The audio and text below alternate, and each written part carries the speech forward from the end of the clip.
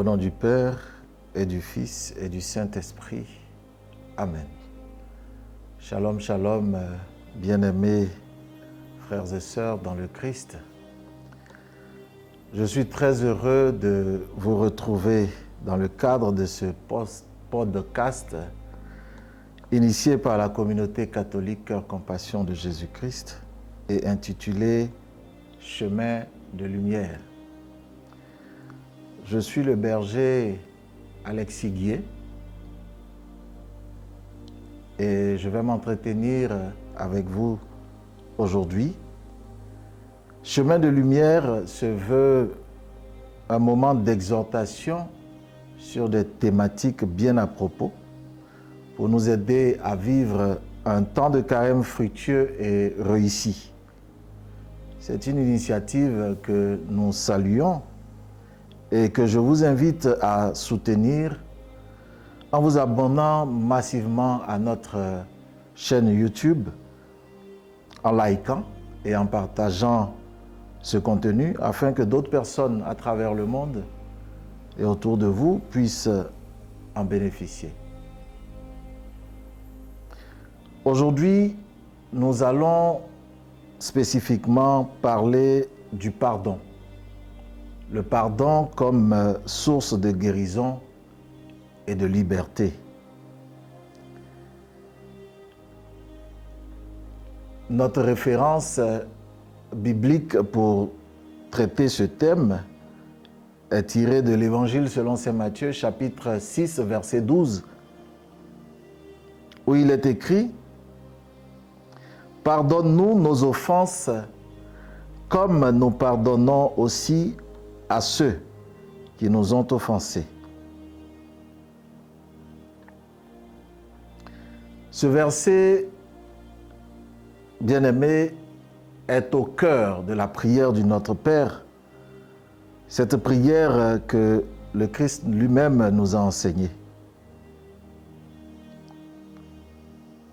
Matthieu chapitre 6, versets 9 à 13. Vous avez cette prière et c'est le verset 12 qui nous intéresse.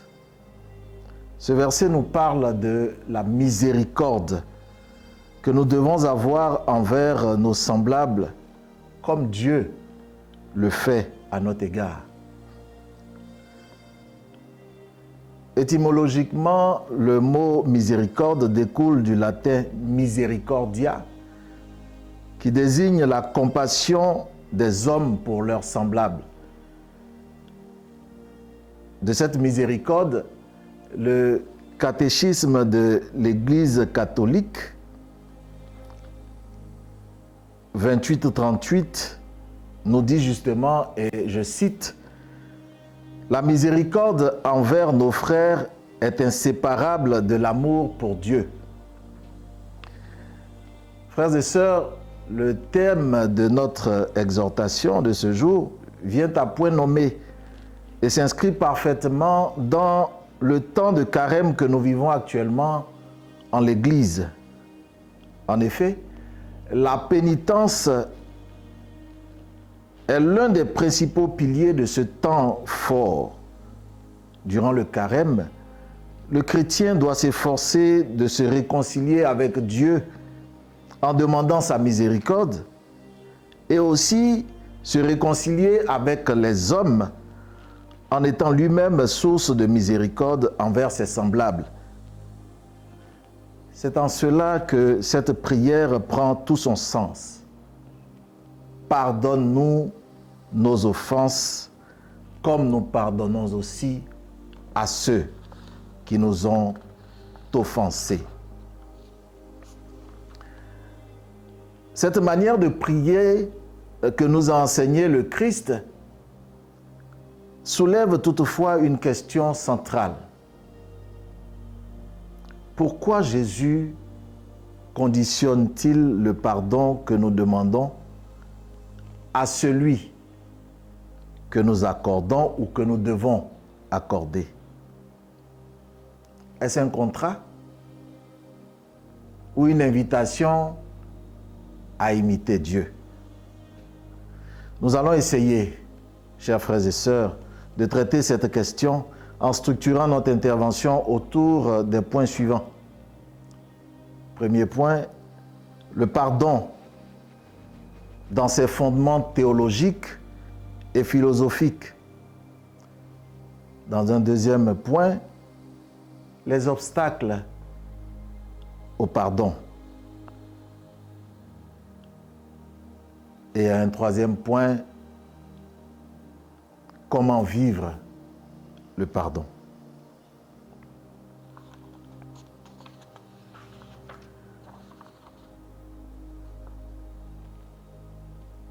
Comme annoncé dans notre plan, notre première partie va parler du pardon, notamment des fondements théologiques et philosophiques du pardon. Prenons d'abord, pour parler des fondements bibliques et des enseignements de l'Église sur le pardon, prenons d'abord deux références dans les Saintes Écritures. Matthieu chapitre 18, versets 21 à 35 et Luc chapitre 23, le verset 34. Dans le texte de Matthieu, il s'agit de la parabole du serviteur impitoyable. Vous connaissez bien ce texte, je ne vais pas le lire, mais vous aurez le temps de le reprendre chez vous et de le méditer ensuite. Ici, Jésus nous enseigne un pardon sans limite. Il dit bien que nous devons pardonner 70 fois, 7 fois. C'est un symbole, c'est un chiffre symbolique pour dire que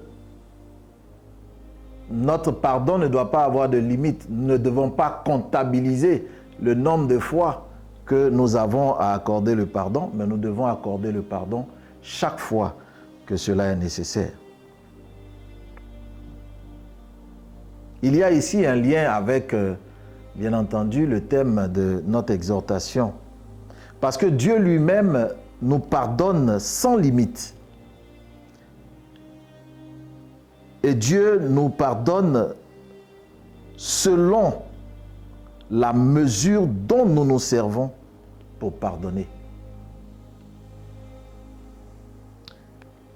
La deuxième référence que je voudrais évoquer, comme je l'ai dit tout à l'heure, c'est Luc chapitre 23, verset 34. Au moment de la crucifixion de notre Seigneur Jésus-Christ, le Christ fait cette prière en disant « Père, pardonne-leur, car ils ne le savent pas ce qu'ils font. » Le pardon que le Christ nous enseigne ici semble irrationnel parce qu'il va au-delà de l'humainement concevable. Jésus, dans son agonie, au paroxysme de la souffrance, arrive à pardonner à ses bourreaux et il va même au-delà en priant pour eux. L'amour de Dieu est une folie pour les humains. Oui, frères et sœurs, comment comprendre cet amour qui va jusqu'à ce point-là? Et c'est justement ce que le Christ veut nous donner comme enseignement. Notre capacité à pardonner ne doit pas avoir de limite. La douleur, la souffrance, les épreuves que nous traversons ne doivent pas être des freins à notre capacité à accorder le pardon à ceux qui nous ont offensés. Le catéchisme de l'Église catholique 2840 nous enseigne ceci. Le pardon est un choix et pas un sentiment. Oui, frères et sœurs, le pardon est un acte volontaire qui nécessite une libre acceptation préalable et un engagement dans un processus parfois difficile, coûteux et long. je reprends, le pardon est un choix. Celui qui a été offensé doit faire librement le choix d'accorder le pardon. Et ensuite, s'engager dans un processus, parce que le pardon n'est pas un acte, souvent il est difficile à mettre en œuvre. C'est un processus et on doit s'y engager et faire tous les efforts nécessaires pour y arriver. Souvent c'est pénible, c'est long, c'est difficile et ça nous coûte quelque chose. Pardonner, c'est donner une part de soi. Donc, on abandonne quelque chose pour aller vers l'autre. Saint Augustin, nous dit ceci: en refusant de pardonner, nous rompons le pont que Dieu a construit pour nous. C'est une image qui est très belle. Cette citation de Saint Augustin nous donne une image qui est très belle. Parce que chaque fois que Dieu pardonne nos offenses, en réalité, il crée une passerelle pour nous permettre de rester connectés à lui. Ainsi, comprenons que lorsque nous refusons d'offrir cette même passerelle à notre frère ou à notre sœur qui nous a offensés, de façon, je dirais, inéluctable, nous rompons, nous brisons cette autre passerelle qui existe entre notre Créateur et nous. Oui, Dieu nous tend la main et nous, à notre tour, au lieu de l'imiter, nous refusons de tendre la main à notre frère ou à notre sœur. Et c'est cela qui est difficile. Et c'est cela le problème que nous devons poser aujourd'hui. Quelle est notre volonté à imiter Dieu? Au cœur de ce temps de carême que nous vivons, nous devons chercher à imiter Dieu. Dieu qui nous a tellement aimés qu'il a accepté pour que nous puissions être pardonnés et avoir le salut, il a accepté de mourir de façon ignoble sur la croix pour que nous ayons ce salut. À notre tour, que faisons-nous pour nos frères et sœurs? Dieu ne nous demande certainement pas de nous donner la mort pour nos frères et sœurs. Il nous demande bien moins que cela. Mais combien de fois nous éprouvons des difficultés à le faire? Et regardons un peu Saint Jean-Paul II, qui nous a donné vraiment un exemple parfait de cette imitation de Jésus, de Dieu. Saint Jean-Paul II va donc pardonner à celui qui a tenté de lui ôter la vie, en allant jusque dans la prison de ce dernier, le rencontrer dans sa cellule et parler avec lui. Imaginons un peu la scène. Nous n'y étions pas, mais imaginons la scène. Regardons comment c'est beau. Et moi, j'imagine aujourd'hui comment ce monsieur qui, pour des raisons que j'ignore, que lui seul certainement connaît, a voulu attenter à la vie du pape Jean-Paul II. Imaginons un peu dans quel état d'esprit il s'est retrouvé lorsqu'il était en face de celui qui l'a voulu tuer. Imaginons un peu la joie dans son cœur, parce qu'au fond de sa cellule, il était seul. Seul face à sa conscience, face à son crime manqué, mais un crime tout de même. Et au lieu de voir venir vers lui des bourreaux, des gens qui vont les récupérer pour aller le juger, le condamner, etc., il voit rentrer dans sa cellule, dans sa prison, celui-là même à qui il a voulu faire du mal. C'est tellement réconfortant. Et c'est cet enseignement que le pape Jean-Paul II, Saint Jean-Paul II aujourd'hui, a voulu nous donner pour nous aider à imiter le Christ, parce que c'est ce que le Christ a fait en priant pour ses bourreaux lorsqu'il était sur la croix.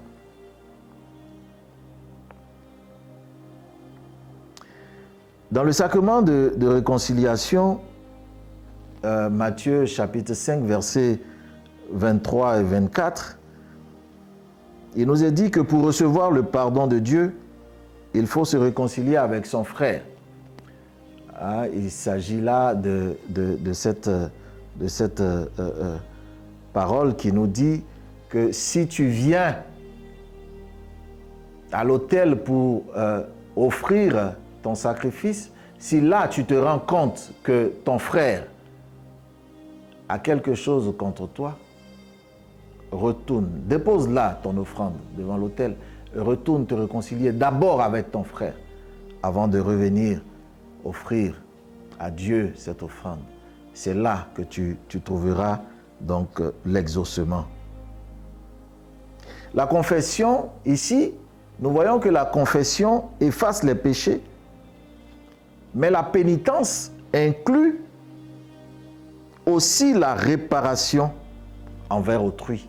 Oui, nous allons au sacrement de la réconciliation, nous allons obtenir le pardon de nos fautes, mais n'oublions pas qu'en sortant de là, nous devons aller vers la personne que nous avons offensée pour demander pardon. Il faut faire réparation donc de notre péché.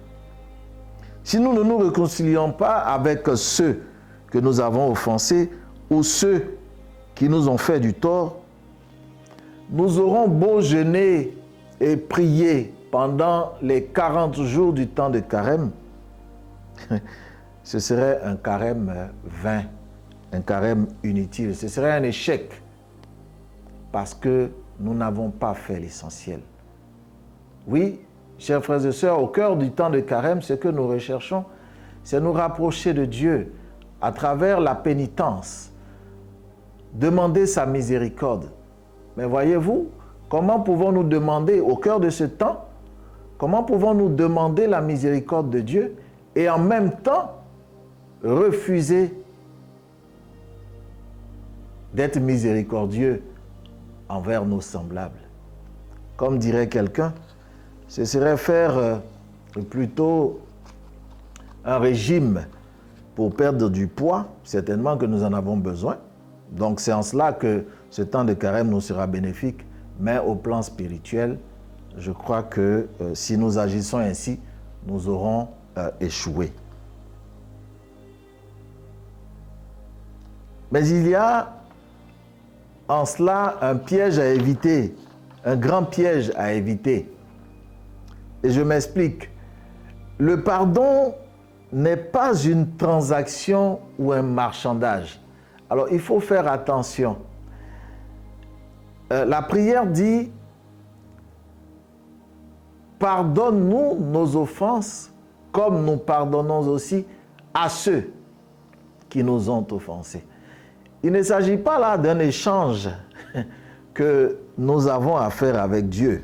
C'est-à-dire, je pardonne pour mériter le ciel. Non. Le pardon, il doit être authentique. C'est-à-dire un acte désintéressé. Sinon, en réalité, il n'y a plus d'amour. Il n'y a plus d'amour, il n'y a plus de compassion dans le pardon accordé. Rappelons-nous la définition de la miséricorde que nous avons donnée au début. La miséricorde est l'expression de notre compassion envers notre frère. Cette compassion ne peut pas exister si l'acte de pardon n'est pas désintéressé.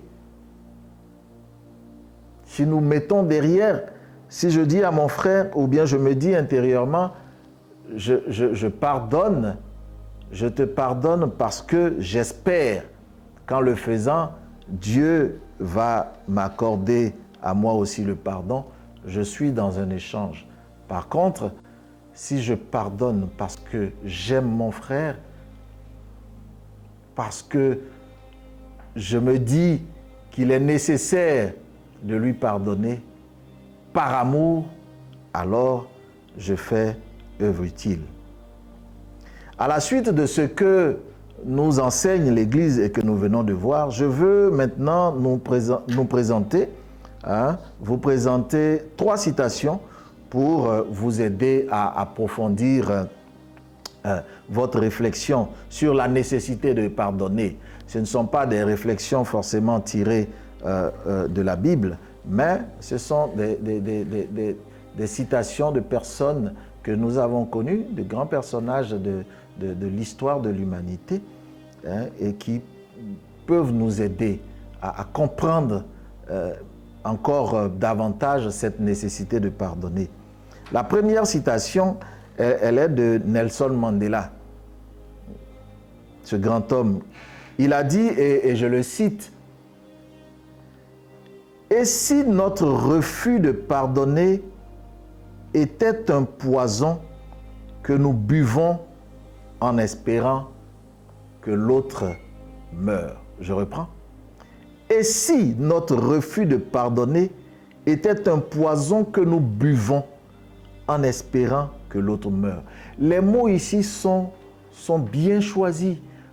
Refuser de pardonner, c'est boire un poison.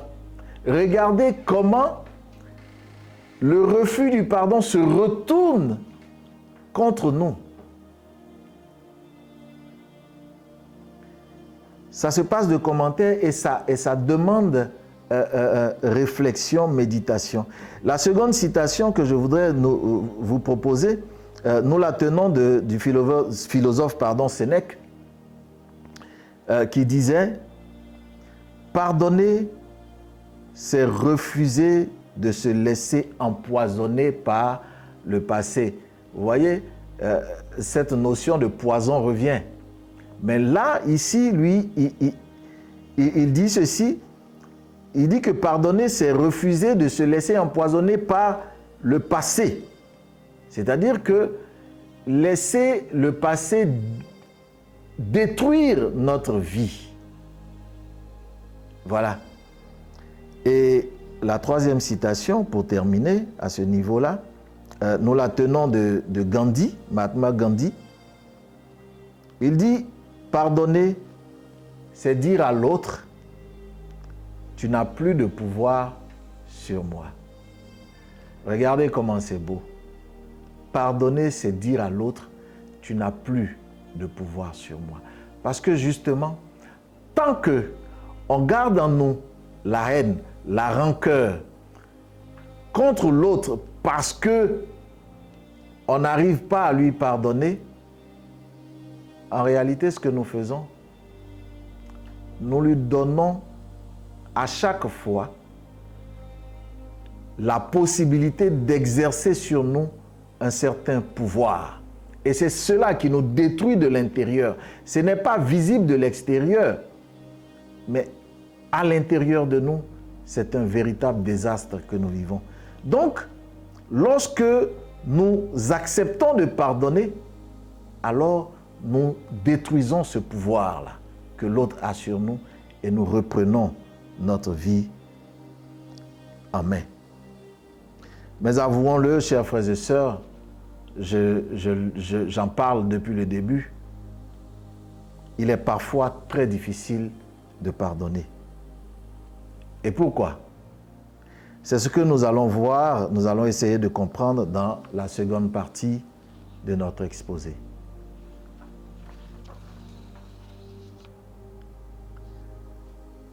Cette seconde partie, comme je l'ai dit, elle est intitulée « Les obstacles au pardon ». Qu'est-ce qui nous empêche de pardonner? Nous n'arrivons pas à pardonner parce qu'il existe des obstacles, des freins qui s'opposent à notre volonté de le faire. Analysons ensemble quelques-uns de ces freins. Premièrement, les freins que j'ai appelés les freins émotionnels. Il y a par exemple la colère. Souvent, la colère que nous avons en nous, à cause d'une offense, à cause d'un mal, d'un tort qu'on nous a fait, cette colère-là nous fait penser ceci. Ouais, c'est juste.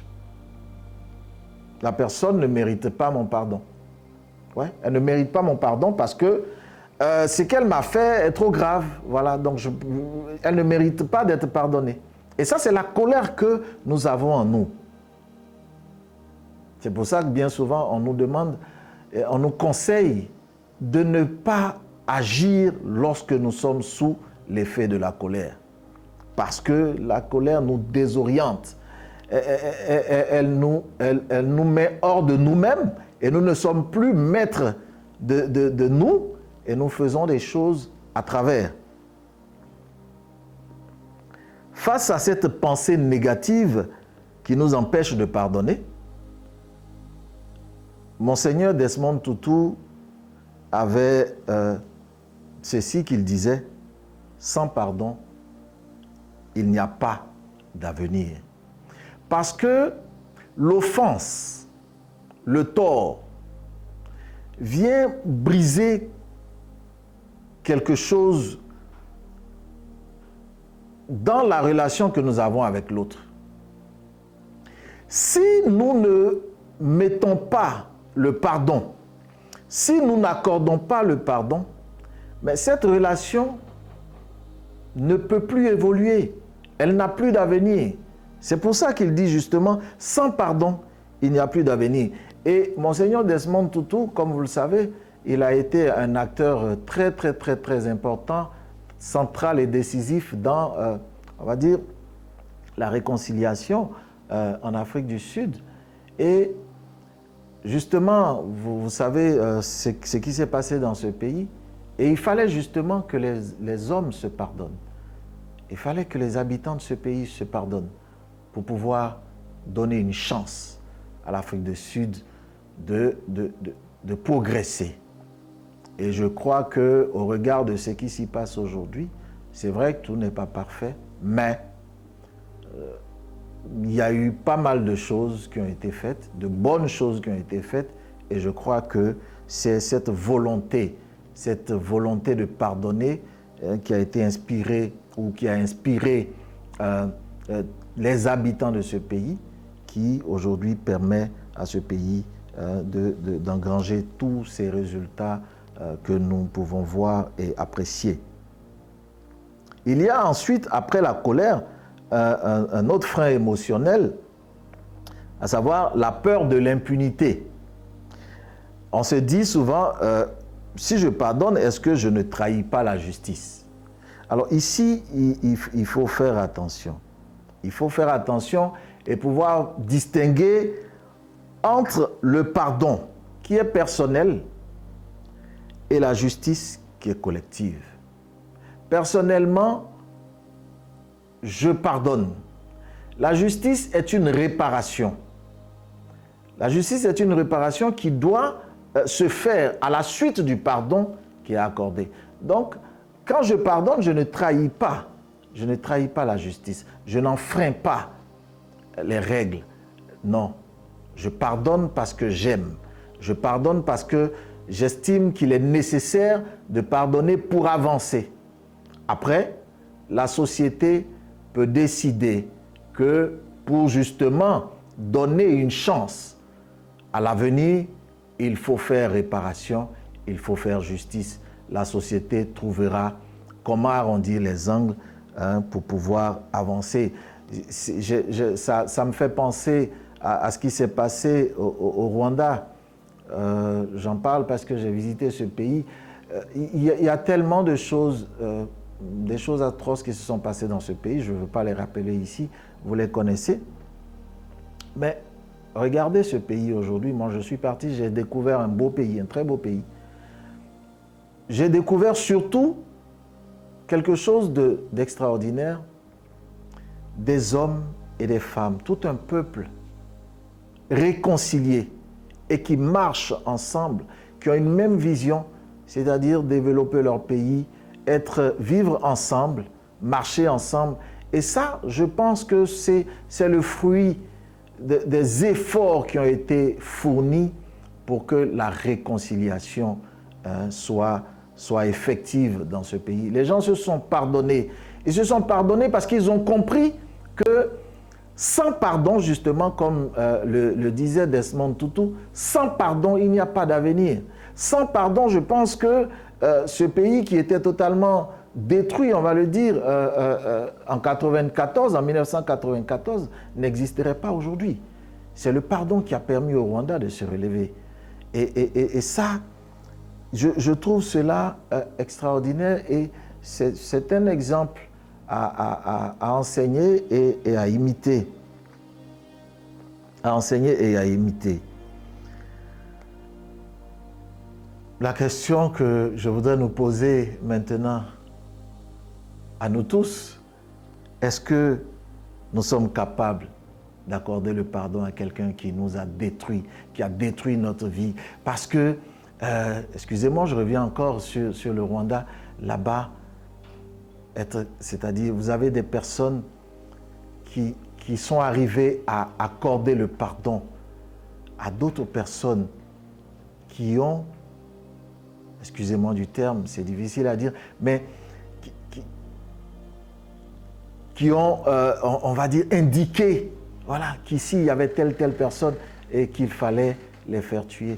Mais quand vous avez vu votre famille massacrée parce que quelqu'un que vous connaissiez, avec qui vous avez vécu, a dénoncé qu'ils étaient cachés dans tel endroit et que vous réussissez des années plus tard à pardonner à cette personne, à vivre à nouveau avec cette personne, à manger avec cette personne, il y a quelque chose de fort qui s'est passé.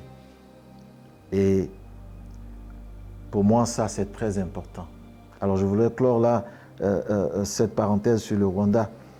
Deuxième type d'obstacle donc au pardon, les malentendus. Alors, rapidement là-dessus. Pardonner et oublier. On en parle souvent, pardonner et oublier. On peut se souvenir sans pour autant nourrir la rancœur. Parce que pardonner, ce n'est pas oublier. Donc, on peut se souvenir ce qui s'est passé, ce qu'on a souffert, etc. Mais on n'a plus la rancœur, c'est ça. C'est ça qu'il faut. Ensuite, pardon et réconciliation. On peut pardonner à distance, oui, parce que la personne n'est pas proche de nous, ou bien parce qu'on ne veut pas aller vers la personne. On dit, je te pardonne à distance, mais on ne reprend pas contact. Est-ce que réellement, on a pardonné? Non. Le pardon, il est dynamique, il est concret, il n'est pas abstrait. Donc, si on a la possibilité de reprendre contact avec la personne qui nous a offensés, il faut le faire. Il y a également le péché d'orgueil.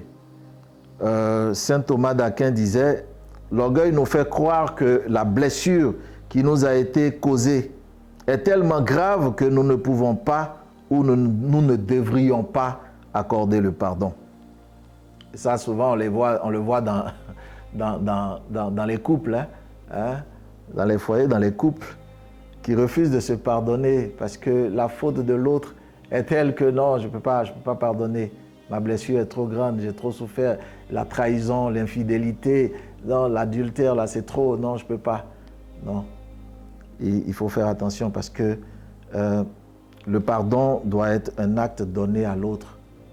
Donc, quand on refuse en nous concentrant sur la blessure qui a été créée en nous, nous faisons quelque part preuve d'orgueil. Et c'est cela qu'il faut peut-être éviter. Il y a la confusion entre pardon et faiblesse. Alors, le pape François dit ceci. Pardonner n'est pas capituler. Pardonner, ce n'est pas capituler. C'est libérer son cœur pour que Dieu y règne. Pardonner, ce n'est pas capituler, mais c'est plutôt libérer son cœur pour que Dieu vienne y régner. Et l'exemple, je veux dire, le plus parfait, c'est la Vierge Marie, au pied de la croix. Elle a gardé son cœur ouvert à la grâce de Dieu. Oui, devant son Fils, en train de mourir de façon ignoble sur la croix, la Vierge Marie a laissé son cœur ouvert pour que la grâce de Dieu continue de régner sur sa vie. Voyez-vous, devant tous ces obstacles, il y a quelque chose d'important que nous devons rechercher pour arriver à pardonner. C'est la grâce divine. C'est la grâce divine. Le catéchisme de l'Église catholique 28-42 nous enseigne que sans la grâce divine, le pardon humain est impossible. Et c'est vrai. Sans Dieu, le pardon est impossible. Je vous parlais tout à l'heure du Rwanda. Et justement, quand je dis il y avait quelque chose de fort, c'est Dieu. C'est Dieu qui a inspiré ces personnes. C'est Dieu qui a donné la force intérieure à ces personnes-là. Et c'est qui leur a permis d'accorder le pardon. Alors, après avoir vu les obstacles qui nous empêchent de pardonner, il faut les surmonter et avancer. Comment avancer malgré tout? C'est ce que nous allons voir dans la troisième et dernière partie de notre exhortation. Vivre le pardon. Le sacrement de réconciliation est une école de pardon. Le sacrement de réconciliation, c'est-à-dire la confession. C'est une école de pardon. On a cette étape-là dans le sacrement de la réconciliation qu'on appelle l'examen de conscience. Ici, avant d'aller se confesser, avant d'aller confesser ses péchés, avant d'aller confesser mes péchés, est-ce que j'ai pardonné à ceux qui m'ont blessé? Et je reviens au texte de Matthieu, où il est dit, devant l'autel, voilà, le sacrement de la réconciliation, c'est ça aussi, c'est l'autel, je viens, mon offrande, ce sont mes péchés que je viens présenter à Dieu en lui demandant de me pardonner. Je suis là. Mais est-ce que avant d'arriver là, je suis allé demander pardon ou bien je suis allé pardonner à ceux qui m'ont offensé? Parce que je viens demander à mon Dieu de me pardonner. Est-ce que moi, à mon tour, je l'ai fait? Et c'est ce que nous devons faire. C'est ce que nous devons faire. Nous devons faire cette expérience. Et je pense que, personnellement, j'ai eu à le faire une ou deux fois. Et ça m'a fait un grand bien. Ça m'a fait un grand bien. Et je pense que nous devrions essayer cela. C'est un exercice qui serait intéressant à faire pendant ce temps de carême. Essayons d'imaginer un peu toutes les personnes que nous pensons qui nous ont offensés ou qui nous ont effectivement offensés. Et avant d'aller à la confession, faisons cette démarche. Allons voir ces personnes. Pardonnons-leur. Si elles ne sont pas proches de nous, si nous n'avons pas la possibilité de rentrer en contact avec elles, quoique aujourd'hui, avec toutes les technologies, nous pouvons le faire, mais si cela s'avérait impossible, d'un cœur sincère, intérieurement, accordons le pardon à ces personnes-là. Et ensuite, allons vers notre Père pour lui demander pardon pour nos fautes. Voyons à présent quelques pratiques concrètes que je voudrais nous donner avant de finir cette exhortation comme exercice spirituel à faire. Premier exercice, prier pour son ennemi. On peut faire par exemple une prière simple. Seigneur, bénis mon frère X ou ma sœur Y qui me fait du tort, guéris son cœur et ouvre ses yeux sur le mal qu'il me fait ou qu'elle me fait. Cette prière-là est inspirée donc de l'évangile selon Saint Matthieu, chapitre 5, verset 44, où le Seigneur dit de prier pour nous, d'aimer nos ennemis et de prier pour ceux qui nous persécutent. Deuxième exemple, il faut visualiser la personne qui nous a offensés et lui souhaiter paix, bonheur, en tout cas toutes les bonnes choses. Voilà. C'est un exercice. Au début, ça va être difficile, mais à force de s'exercer, on finira par y arriver. Deuxième exercice, c'est le chapelet de la miséricorde. Je propose là, c'est tous les jours à 15 heures. Donc, pendant qu'on médite le chapelet de la miséricorde divine, on peut offrir une dizaine. Offrir une dizaine pour celui qui nous a offensés. Ça, c'est à faire également. Troisième exercice, alors, je propose qu'on puisse écrire une lettre. C'est-à-dire, j'imagine que quelqu'un m'a offensé et je vais lui écrire une lettre que je ne vais pas lui envoyer, mais j'écris la lettre à mon niveau pour exprimer ma blessure. Je vide. Parce que, comme on a dit, il faut éviter de garder la rancœur, la haine. Donc, je me vide sur ce papier. J'écris. Je lui écris. Je lui dis, voilà, tu m'as fait ça. Tu m'as blessé. Voilà ma blessure. Voici ce que ça me fait, etc. Voici ce que j'éprouve. Je fais tout ça. Et puis après, je peux brûler.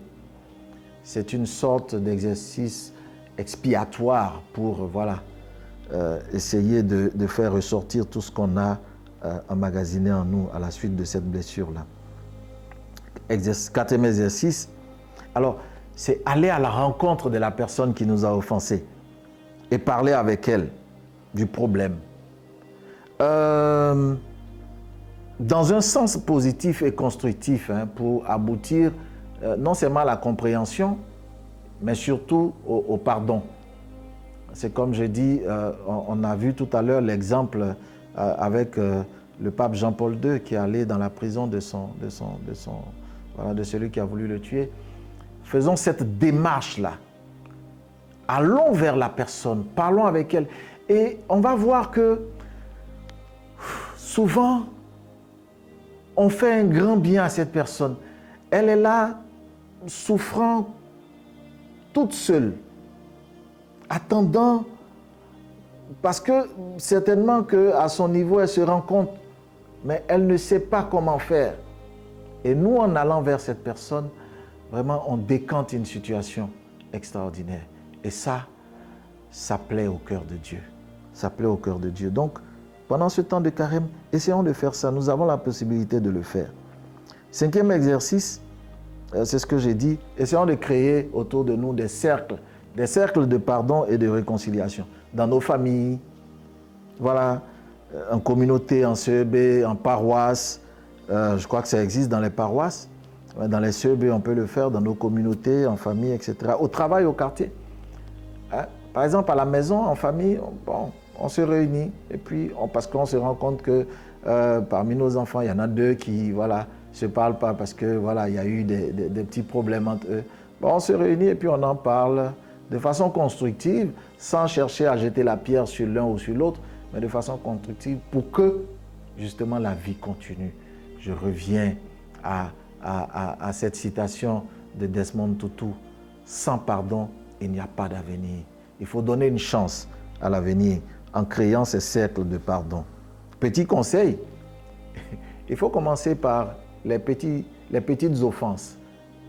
Parce que comme je dis, il est difficile de pardonner. Il faut commencer d'abord par les petites offenses et puis progressivement en arriver aux blessures plus grandes. Voilà le petit conseil que je voudrais donner à ce niveau-là. Nous en arrivons à la fin de notre exhortation, après cette troisième partie. En conclusion, qu'est-ce qu'on peut retenir? Pardonner, c'est participer à la miséricorde divine. Comme dit le pape François, la miséricorde est le vrai visage de l'amour. Et Dieu est amour, et Dieu n'est qu'amour. Et nous ne pouvons pas vivre ce temps de carême 2025 sans manifester de l'amour autour de nous.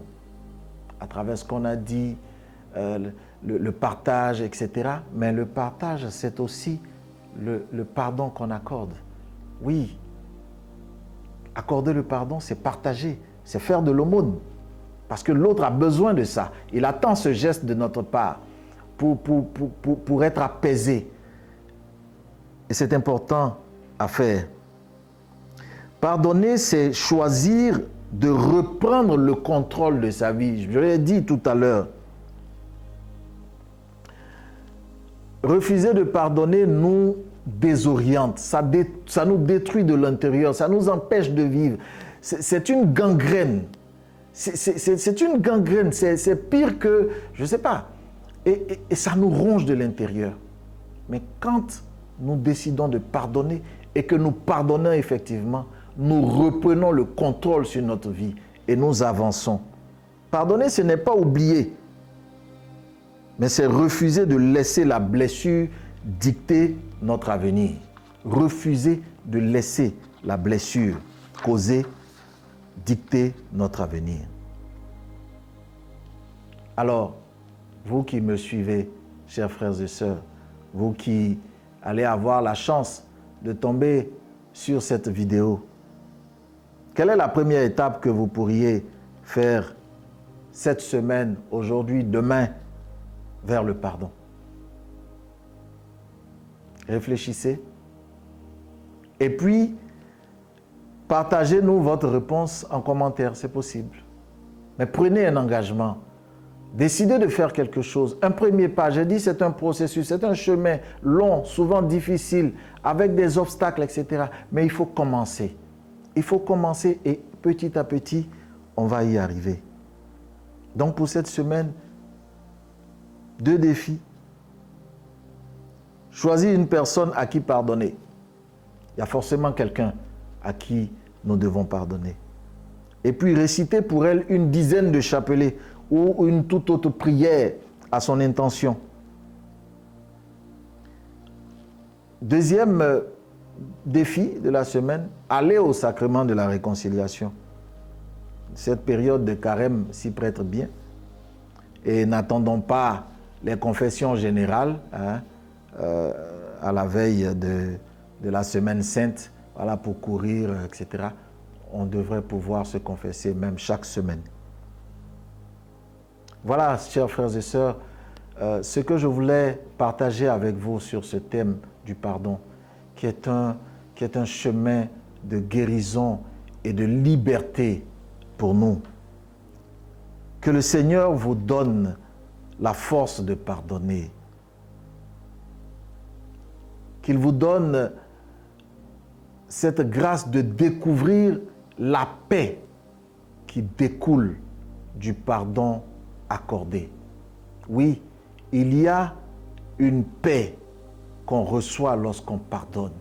On est apaisé et on apaise la personne à qui on accorde le pardon. Le pardon est un courage qui se cultive un pas après l'autre. C'est sur cette dernière citation que je voudrais véritablement conclure. Vous dire merci. Merci d'avoir suivi cette vidéo. N'oubliez pas de vous abonner à cette chaîne YouTube. N'oubliez pas de liker la vidéo, de la partager massivement autour de vous pour que d'autres personnes puissent suivre cet enseignement pendant ce temps de carême et en tout cas faire ces exercices que nous avons donnés, comprendre la nécessité du pardon et pouvoir vivre vraiment un temps de carême fructueux et réussi. Et puis rester connecté sur notre chaîne pour suivre d'autres exhortations qui vont venir les jours prochains durant tout ce temps de carême. Que Dieu vous bénisse, que Dieu ouvre vos cœurs à la grâce du pardon, le pardon reçu et le pardon donné, afin que toute la place lui soit faite dans votre vie pour qu'il y règne à jamais. Au nom du Père et du Fils et du Saint-Esprit. Amen.